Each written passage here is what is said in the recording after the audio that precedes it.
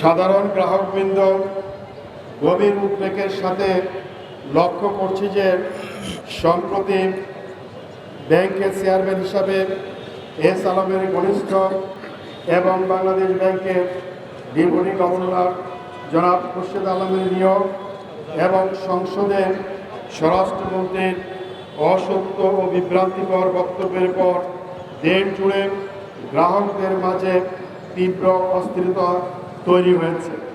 গ্রাহকগণ ইসলামী bank থেকে তাদের আমানত কোনোভাবেই নিরাপদ নয় মনে করে বিপুল পরিমাণে অর্থ উত্তোলনের জন্য বিভিন্ন শাখায় ভিড় জমিয়েছে।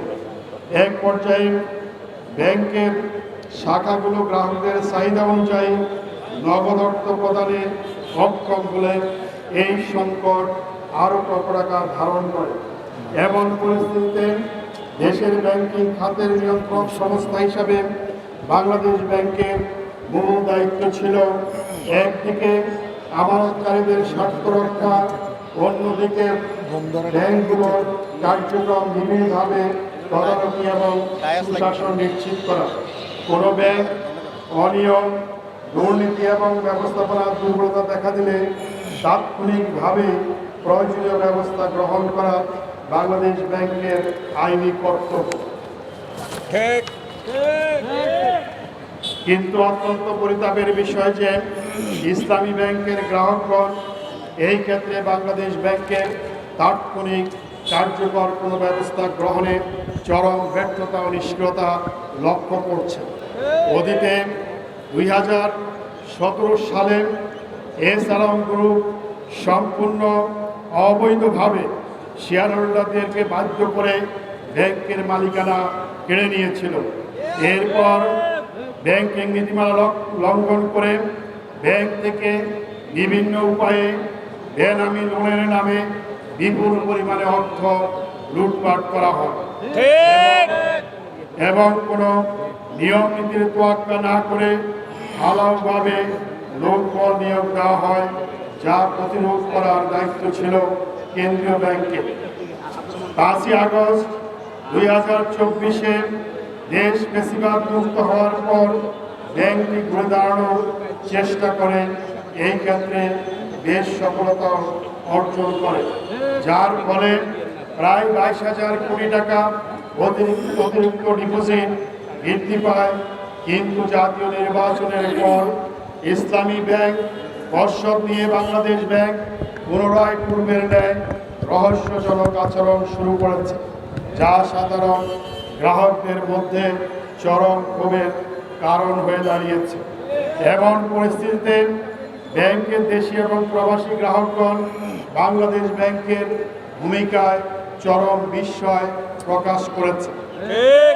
যে অভিযোগ দিয়ে ফ্যাসিস্ট হাসিনা সরকার এস আলমকে ব্যবহার করে ইসলামী ব্যাংক দখল করেছিল, তা ছিল ভিত্তিহীন, অসত্য ও বানোয়াট এবং উদ্দেশ্য প্রণোদিত কল্প কাহিনী মাত্র। অথচ গোটা বিশ্ব প্রত্যক্ষ করেছে যে 1983 সালে ইসলামী ব্যাংক প্রতিষ্ঠিত হওয়ার পর সময়ের ব্যবধানে এটি এশিয়ার অন্যতম শ্রেষ্ঠ ও আদর্শ ব্যাংক হিসেবে আত্মপ্রকাশ করেছিল। ব্যাংকের ডিপোজিট, বিনিয়োগ, বৈদেশিক বাণিজ্য, সিএসআর এবং মুনাফা দেশের অন্য 10টি ব্যাংকের সম্মিলিত অর্জনের চেয়েও বেশি ছিল। দেশের মোট রিমিট্যান্সের 1/3 ইসলামী ব্যাংক একাই সংগ্রহ করত। গ্রাহকের আস্থা ও বিশ্বাস এমন পর্যায়ে পৌঁছে গিয়েছিল যে স্বাভাবিক বিনিয়োগের পরেও ব্যাংকে বিপুল পরিমাণ তহবিল উদ্বৃত্ত থাকত। অতীব দুঃখের সাথে বলতে হয়, বাংলাদেশ ব্যাংকের পক্ষ থেকে এস আলমের অনিয়ম দূরীকরণে তেমন কোনো দৃশ্যমান পদক্ষেপ নেওয়া হয়নি। ইসলামী ব্যাংকের নিয়োগকৃত চেয়ারম্যান জনাব খুরশেদ আলমকে অপসারণ এবং ব্যাংকের এমডি জনাব ওমর ফারুক খানের নিয়োগ পুনর্বহালের দাবিতে যখন সচেতন গ্রাহকরা দীর্ঘদিন থেকে নিয়মতান্ত্রিক আন্দোলন করে আসছিল, ঠিক সেই মুহূর্তে ব্যাংকের বর্তমান পর্ষদ বাতিল করে এক ব্যক্তির হাতে পুরো ব্যাংকের দায়িত্ব তুলে দেওয়া হয়েছে, যা কোনো আর্থিক প্রতিষ্ঠানের প্রাতিষ্ঠানিক সুশাসনের জন্য কোনোভাবেই গ্রহণযোগ্য নয়। এর মাধ্যমে আমরা এক নতুন ষড়যন্ত্রের আভাস পাচ্ছি। ব্যাংক লুটপাট, অর্থ পাচারের দায়ে কুখ্যাত আলমের দোষর ও বিতর্কিত ব্যক্তিদের ব্যাংকে পুনর্বাসনের একটি গভীর চক্রান্ত পুনরায় পর্দার আড়াল থেকে চলছে।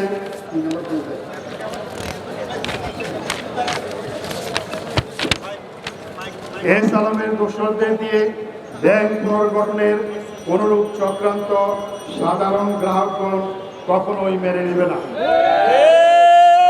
বর্তমান পরিস্থিতিতে আমাদের সুস্পষ্ট দাবি, সচেতন গ্রাহক ফোরামের সুস্পষ্ট দাবি, এই সংকটময় মুহূর্তে ইসলামী ব্যাংক সচেতন গ্রাহক ফোরামের পক্ষ থেকে আমরা জাতির সামনে উপস্থাপন করছি।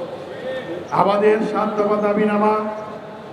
1 নম্বর দাবি হলো পেশাদার পরিচালনা পরিষদ গঠন করতে হবে। অবিলম্বে ইসলামী ব্যাংকের অংশীজনদের সাথে আলোচনার ভিত্তিতে সৎ, যোগ্য, অভিজ্ঞ ও পেশাদার ব্যক্তিদের সমন্বয়ে ইসলামী ব্যাংকের একটি পূর্ণাঙ্গ স্বাধীন পরিচালনা পরিষদ বোর্ড অফ ডিরেক্টরস গঠন করতে হবে। দ্বিতীয় দাবি, প্রকৃত মালিকদের কাছে মালিকানা হস্তান্তর। আপনারা জানেন 2017 সালে গায়ের জোরে ও রাষ্ট্রীয় শক্তির অপব্যবহার করে এই ব্যাংকের যে বৈধ মালিকানা কেড়ে নেওয়া হয়েছিল তা অবিলম্বে ব্যাংকের প্রকৃত এবং আদি মালিকদের কাছে ফিরিয়ে দিতে হবে। সাধারণ গ্রাহক ও দেশের অর্থনীতির স্বার্থে এই ব্যাংকে পুনরায় কোনো লুটেরা বা রাজনৈতিক স্বার্থ অন্বেষী মহলের চক্রান্তের শিকার হতে যাওয়া হবে না। 3 নম্বর দাবি, বিশেষ ট্রাইব্যুনাল গঠন করতে হবে। ব্যাংক লুটেরাদের বিচারের জন্য বিশেষ ট্রাইব্যুনাল সরকারকে অবশ্যই গঠন করতে হবে। ইসলামী ব্যাংক বাংলাদেশ পিএলসি সহ বিভিন্ন ব্যাংক থেকে বিদায়ী ফ্যাসিস্ট সরকার এবং তাদের আইন শৃঙ্খলা বাহিনীর প্রত্যক্ষ সহায়তায় এস আলম সহ যারা হাজার হাজার কোটি টাকা লুটপাট করেছে তাদের দ্রুত বিচারের আওতায় এনে দৃষ্টান্তমূলক শাস্তি নিশ্চিত করতে হবে। 4র্থ দাবি, স্থিতিশীলতা এবং ব্যাংকের বিরুদ্ধে অপপ্রচার রোধ করতে হবে। ইসলামী ব্যাংকগুলোতে বিরাজমান আতঙ্ক বিরাজ করছেন। ব্যাংকিং খাতে স্থিতিশীলতা আনয়নের লক্ষ্যে যে কোনো বিতর্কিত সিদ্ধান্ত গ্রহণ থেকে বাংলাদেশ ব্যাংক এবং বাংলাদেশ সরকারকে বিরত থাকতে হবে। একই সাথে সামাজিক যোগাযোগ মাধ্যমে ইসলামী ব্যাংকগুলোর বিরুদ্ধে চলমান উদ্দেশ্য প্রণোদিত অপপ্রচার রোধে দ্রুত কার্যকর আইনি ব্যবস্থা গ্রহণ করতে হবে। 5 নম্বর দাবি, ব্যাংকের লুণ্ঠিত অর্থ উদ্ধার করা ও এস আলমের সম্পত্তি বাজেয়াপ্তকরণ। একটি বিশেষ টাস্ক ফোর্সের মাধ্যমে বিদেশে পাচারকৃত অর্থ দেশে ফিরিয়ে এনে ব্যাংকের দায় পরিশোধের ব্যবস্থা গ্রহণ করতে হবে। অর্থ ঋণ আদালতে বিশেষ সেল গঠন করে লুটেরাদের স্থাবর অস্থাবর সম্পত্তি বাজেয়াপ্ত বিক্রির মাধ্যমে ব্যাংকের ঋণ পরিশোধ করতে হবে।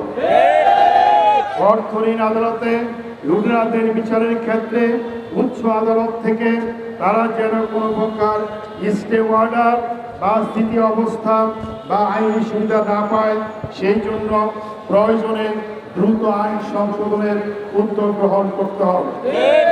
আপনারা জানেন যে ইতিপূর্বে অর্থ ঋণ আদালত থেকে এস আলমের ঋণের বিষয়ে কোনো অনিয়ম তদন্ত করা যাবে না মর্মে রুল নীতি জারি করা হয়েছিল, যা জাতির জন্য সত্যিকারভাবে দুর্ভাগ্যজনক। আমাদের 6 নম্বর দাবি, লুটেরাদের পুনর্বাসন রোধ করতে হবে।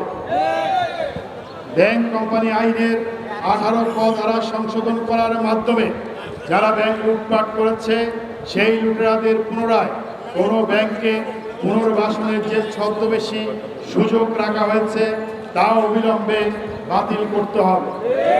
তারা যাতে ভিন্ন নামে বক্সি কোম্পানি বা ভুয়া কোম্পানি দিয়ে পুনরায় ব্যাংক দখল করতে না পারে সেই জন্য চিহ্নিত লুটেরাদের সন্তান, স্ত্রী, সুবিধাভোগী এবং যে সমস্ত বক্সি বা শেল কোম্পানির মাধ্যমে বিভিন্ন ব্যাংকের পরিচালক নিয়োগ থেকে অর্থ লুটপাট করা হয়েছে তাদেরকে ব্যাংকিং খাতের পরিচালনা পরিষদে আজীবনের জন্য আইন সংশোধন করে অযোগ্য ঘোষণা করতে হবে।